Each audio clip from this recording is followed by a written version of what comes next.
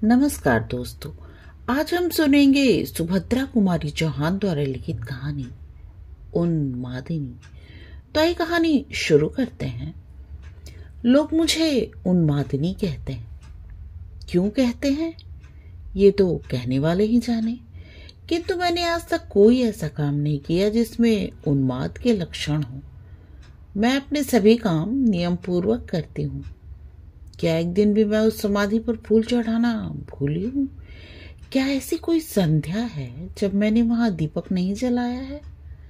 कौन सा ऐसा सवेरा हुआ है जब वो उसकी धुली हुई नई नई कलियों से मैंने उस समाधि को नहीं ढक दिया? फिर भी मैं उन्मादिनी हूँ। यदि अपनी किसी आत्मीय के सच्चे और निस्वार्थ प्रेम को समझने और उसका मूल्यांकन करने को ही उन्माद कहते हैं, तो ईश्वर ऐसा उन्माद सभी को दे। क्या कहा? वो मेरा कौन था? वो तो मैं भी नहीं कह सकती, पर कोई था अवश्य। और ऐसा था, मेरे इतने निकट था कि आज वो समाधि में सोया है और मैं बावली की तरह उसके आसपास फेरा देती हूँ। उसकी और मेरी कहानी भिन्न भिन्न तो नहीं है, जो कुछ है यही है। सुनो। बचपन से ही मुझे कहानी सुनने का शौक था। मैं बहुत सी कहानियां सुना करती। मुझे उनका वो भाग बहुत ही प्रिय लगता जहाँ किसी युवक की वीरता का वर्णन होता। मैंने वीरता की परिभाषा अपनी अलग ही बना ली थी। यदि कोई युवक किसी शेर को भी मार डाले तो मुझे वह वीर न मालूम होता। मेरा हृदय सुनकर उछलने न लगता। किंतु यदि किसी युवक ने किसी युवती को बचाने के लिए वो किसी कुत्ते की ही टांग क्यों न तोड़ दी हो, मुझे बड़ा बहादुर मालूम होता। मेरा हृदय प्रसन्नता से उछलने लगता। पहले उदाहरण में स्वार्थ था, क्रूरता थी और थी निरस्ता। उसके विपरीत दूसरे उदाहरण में एक तरफ थी भयत्रस्त हरिणी की तरह दो आंखें और हृदय से उठने वाली अमोघ प्रार्थना, और दूसरी ओर थी रक्षा करने की स्फूर्ति और वीर प्रमाणित होने की पवित्र आकांक्षा और विजय की लालसा। इन सबके ऊपर का मधुर आवरण था जो इस चित्र को और भी सुंदर बना रहा था। कहानी प्रेम ने मेरे हृदय को एक काल्पनिक कहानी की नायिका बनने की आतुरता में उड़ना सिखला दिया था। जवानी आई और उसी के साथ मेरी कहानी की आशा भी। यूं तो शीशे में अपना मुंह रोज ही देखा जाता है, परंतु आंखें कभी कभी केवल अपनी को ही देखती रह जाती हैं। गहरे अंधेरे में बंद हृदय भी कदाचित अपना स्वरूप दर्पण में देखने के लिए मचलने लगता है, आंखों से लड़ जाता है और उसकी सौंदर्य समाधि को तोड़ जाता है।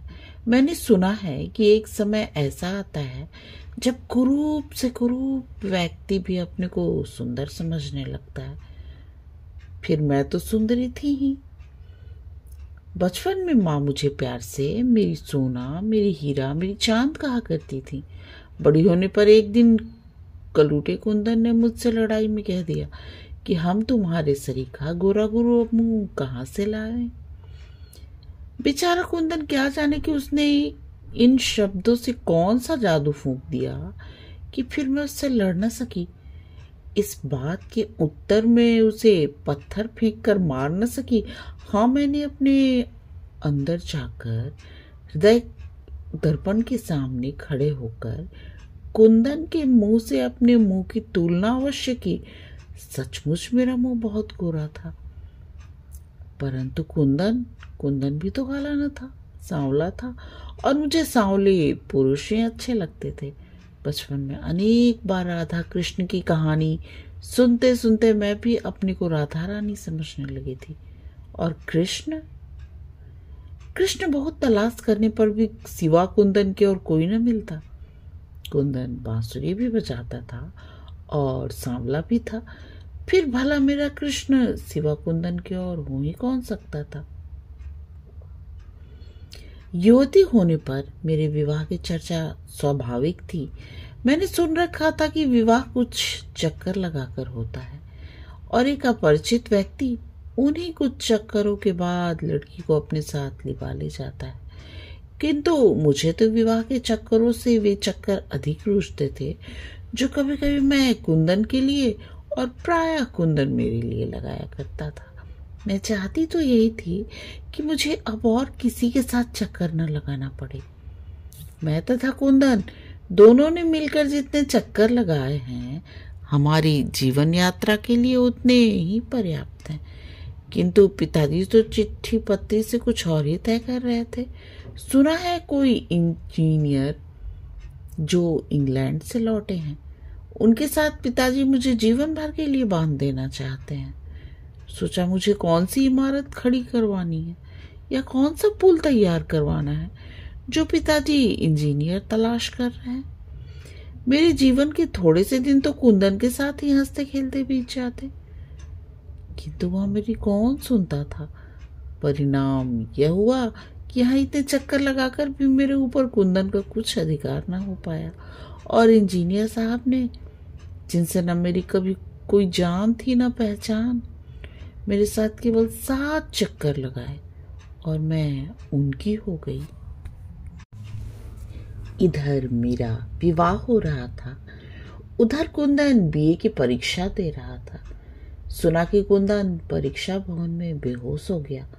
आह बेचारा, एक ही साथ 2 परीक्षाओं में बैठा भी तो था। विवाह की आड़ में न जाने कितने मित्र और रिश्तेदारों के जमघट में मेरी उत्सुक आंखें सदा कुंदन को खोजती रहती, किंतु इन 3-4 दिनों में वो मुझे एक दिन भी न दिखा। विदा के दिन तो मेरे धैर्य का बांध टूट गया।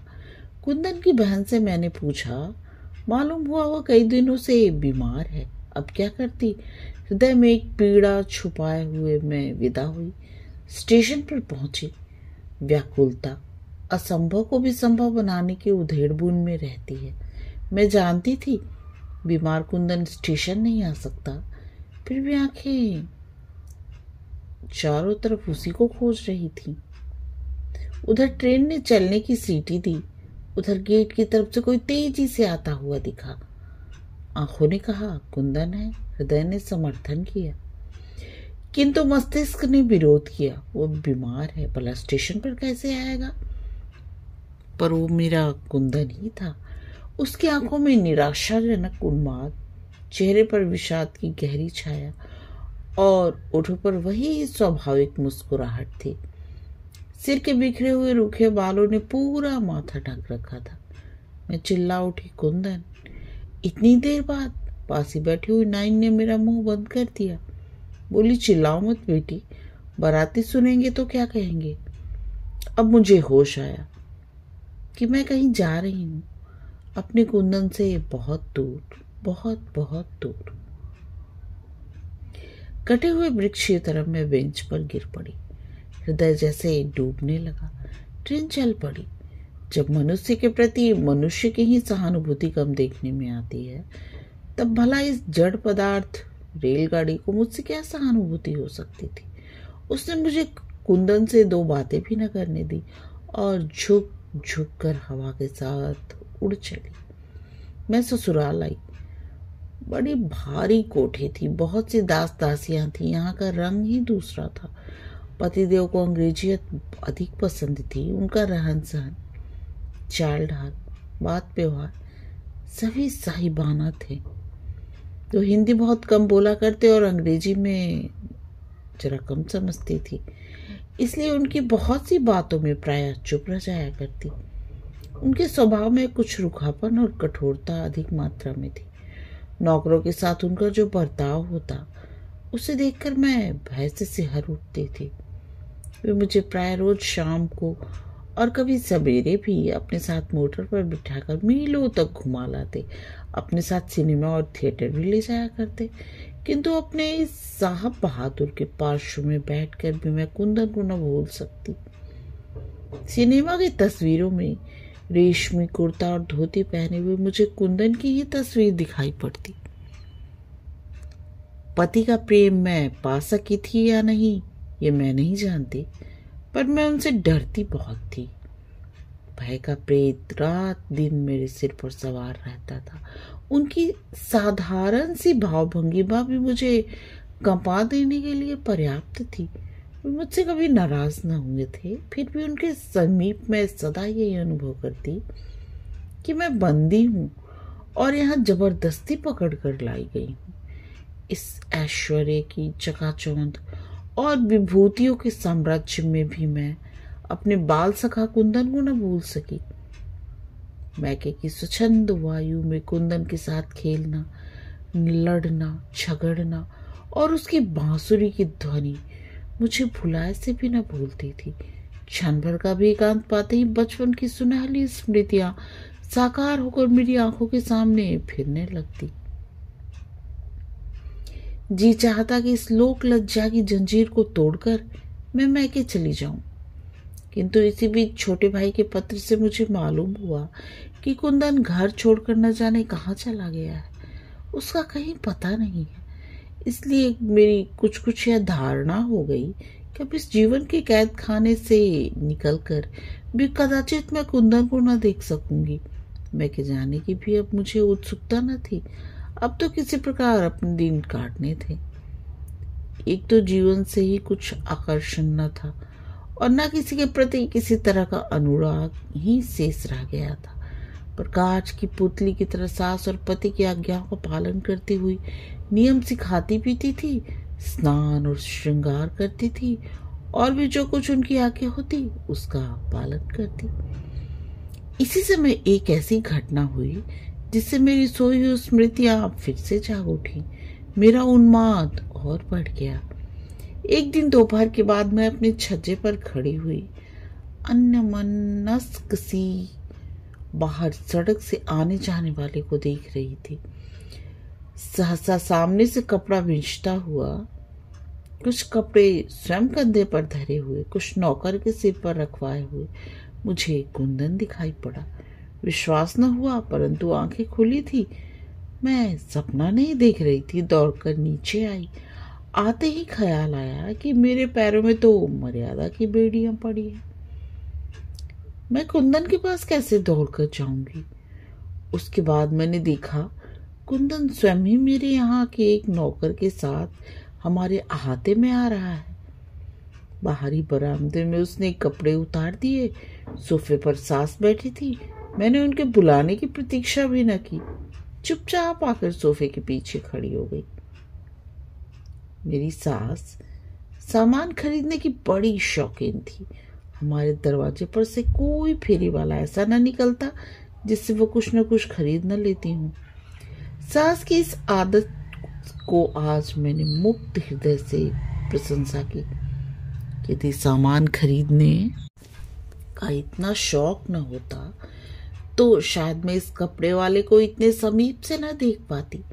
मुझे अपने पीछे देखकर वो हंसकर बोली, बहू क्या लेना है? जो कुछ लेना है अपने मन का पसंद कर लो। बेचारी सास क्या जानती थी कि कपड़ों से अधिक मुझे कपड़े वाला पसंद है। फिर भी उनके आग्रह से मैंने 2 शांतिपुरी साड़ियां ले ली। उन्होंने भी अपने लिए कुछ साड़ियां खरीदी। उसे दाम देकर और कई तरह की साड़ियां लाने के लिए कहकर सास ने उसे विदा किया। कुंदन में बड़ा परिवर्तन था।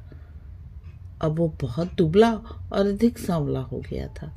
चेहरे पर वो लालिमा न थी, किंतु वही मनस्विता और तेज टपक रहा था जो पहले था। इस घटना को करीब 1 महीना बीत गया। लगातार प्रतीक्षा करते रहने के बावजूद मैं कुंदन को न देख सकी। जेठ का महीना था। बगीचे का एक माली छुट्टी पर गया था। बूढ़ा माली एक मेहनती आदमी की तलाश में था। 4 बजे तक घर में बंद रहकर गर्मी के कारण घबराकर मैं अपनी सास के साथ बगीचे में चली गई। वहीं बगीचे में मौल सिरी की घनी छाया में चबूतरे पर मैं सास के साथ बैठी थी। बार बार यही सोचती थी कि कुंदन कहाँ चला गया, कपड़ा लेकर फिर क्यों नहीं आया, बीमार तो नहीं पड़ गया, और अगर बीमार हो गया होगा तो उसकी देखभाल कौन करता होगा। मेरी आंखों में आंसू आ गए। इसी समय पीछे से आकर बूढ़े माली ने कहा, सरकार, ये एक आदमी है जो माली का काम करता है, हुक्म हो तो रख लिया जाए।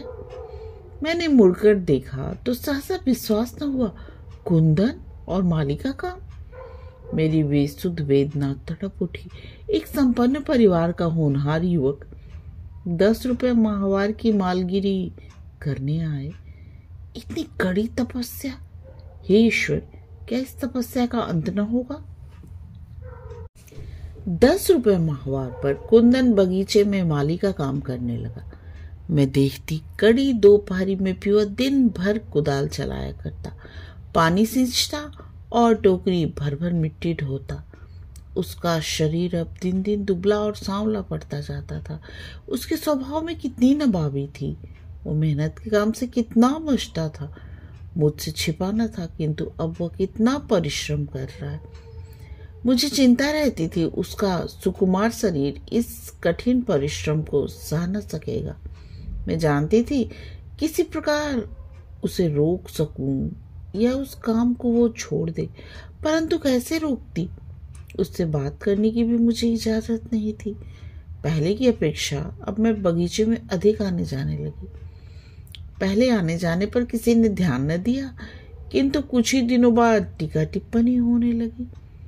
बाद में रिकॉर्ड भी पढ़ने लगी, जिसका परिणाम यह हुआ, अब शाम सुबह छोड़कर मैं प्राय दोपहर को जाने लगी। कुंदन से 2 मिनट बात करने का मैं अवसर खोजा करती, किंतु मेरे पीछे भी लोग जासूस की तरह रहते थे। मैं एकांत कभी न पाती और सबके सामने उससे बात करने का साहस न होता।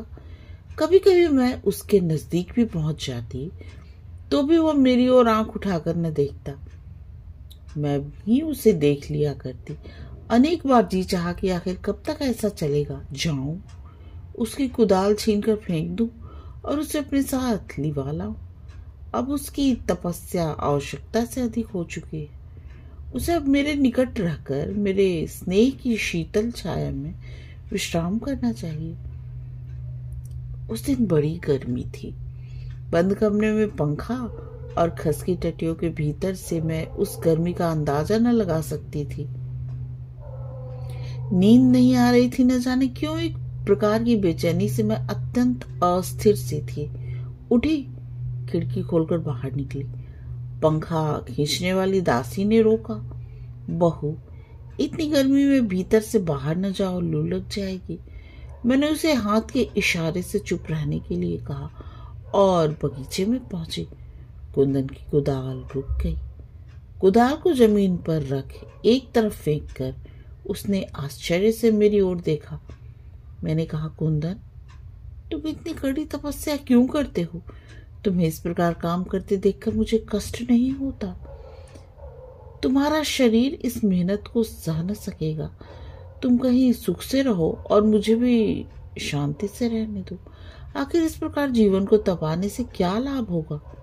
तुम तो मुझसे अधिक समझदार हो कुंदन। सारी करुणा सिमटकर कुंदन की आंखों में उतर आई। वो कुछ बोला नहीं, बोलता भी कैसे। उसी समय खांसते हुए बूढ़ा माली अपनी कोठरी से बाहर आया और फिर उसे कुदाल उठा लेनी पड़ी। जा रहा था। लोगों को संदेह था शायद मुझे टीवी हो रहा है। पतिदेव मुझे भुआली भेजने की तैयारी कर रहे थे, किंतु वे क्या जानते थे कि भुआली से भी अधिक स्वास्थ्य लाभ मैं कुंदन के समीप रहकर कर सकती थी। मेरी दवा तो कुंदन है। भुआली और शिमला मुझे वह स्वास्थ्य नहीं प्रदान कर सकते जो मुझे कुंदन से केवल स्वतंत्रता पूर्वक मिलने जुलने से मिल सकता है। मैं उससे केवल स्वतंत्रता से बातचीत करना और उससे मिलना जुलना चाहती थी, और ये मेरे पतिदेव को स्वीकार न था। नौकरों को वो मिट्टी के ठीकरों से भी गया बीता समझते थे। 10 रुपए माहवार देने के बाद समझते थे कि उन नौकरों की आत्मा और शरीर दोनों को उन्होंने खरीद लिया है। उनसे इतनी सख्ती से पेश आते कि नौकरों को उनके सामने पहुंचने में बड़े साहस से काम लेना पड़ता। इधर कुंदन से एक दिन खुलकर बातचीत करने के लिए रात दिन मेरे मस्तिष्क और हृदय में युद्ध छिड़ा रहता। अब न मुझसे पढ़ा लिखा जाता और न किसी काम में ही जी लगता। खाने पीने की तरफ भी कुछ विशेष रुचि न रह गई थी। खाना में जी न लगता। देखते ही देखते वे दिन याद आ जाते जब मैं और कुंदन एक ही थाली में बैठकर खाया करते थे। चाय सामने आते ही कुंदन की याद आ जाती। मुझसे भी अधिक चाय का भक्त तो वही था। आज वो मेरे बगीचे में माली है और मुझे इतनी भी स्वतंत्रता नहीं कि उससे एक दो बात भी कर सकूं, और उसके साथ बैठकर चाय पीने और भोजन करने की बात तो बहुत दूर की रही। मेरा दिन इसी चिंता में घुली जाती थी, किंतु मेरी पीड़ा को कौन पहचानता। अपने इस घर में तो मुझे सभी हृदयहीन जान पड़ते थे। एक दिन ऑफिस से लौटते ही पतिदेव ने मुझसे प्रश्न किया, आखिर उस माली से तुम्हें क्या बातें करनी होती है जो दोपहर को भी बगीचे में जाया करती हो? कितनी बार तुमसे कहा कि नौकरों से बातचीत करने की तुम्हें जरूरत नहीं है, पर तुम्हें मेरी बात याद रहे तब ना। इस बात को भूल जाती हो कि तुम एक इंजीनियर की स्त्री हो। तुम्हें मेरी इज्जत का भी ख्याल रखना चाहिए। मैं कुछ न बोली, बोलती भी क्या। मैंने चुपचाप रहना ही उचित समझा। मुझे उससे क्या बातचीत करनी रहती है, मैं उन्हें क्या बतलाती। वो बतलाने की बात नहीं थी, समझने की बात थी, और उसे वही समझ सकता था जिसके पास हृदय हो। जिसके पास हृदय ही ना हो, वो हृदय की बात क्या समझे। मेरी इस चुप्पी का अर्थ उन्होंने चाहे जो भी लगाया हो, किंतु उनकी इस बाधा ने मुझे बड़ी तकलीफ पहुंचाई। कुंदन से 2-4 मिनट बात करके तो मैं उसका कुछ न बिगाड़ देती, कुंदन को ही कुछ दे न देती। फिर भी कुंदन से मिलने में उन्हें इतनी आपत्ति क्यों हो जाती है? चाहे जो हो, इस बाधा का परिणाम उल्टा ही हुआ। जो जो मुझे उसके समीप जाने से रोका गया, त्यों तो उसके पास पहुंचने की मेरी उत्कंठा प्रबल होती गई। गर्मी की रात थी। बगीचे में बेले इस प्रकार खिले थे जैसे आसमान में तारे फैले हों। मैं उन्हीं बेलों के पास संगमरमर की बेंच पर बैठी थी। कई दिन हो गए थे कुंदन बगीचे में काम करता हुआ न दिखाता। वो कहाँ गया? काम करने क्यों नहीं आता? यद्यपि यह जानने के लिए मैं अत्यंत अस्थिर थी, फिर भी किसी से कुछ पूछने का मुझ में साहस न था।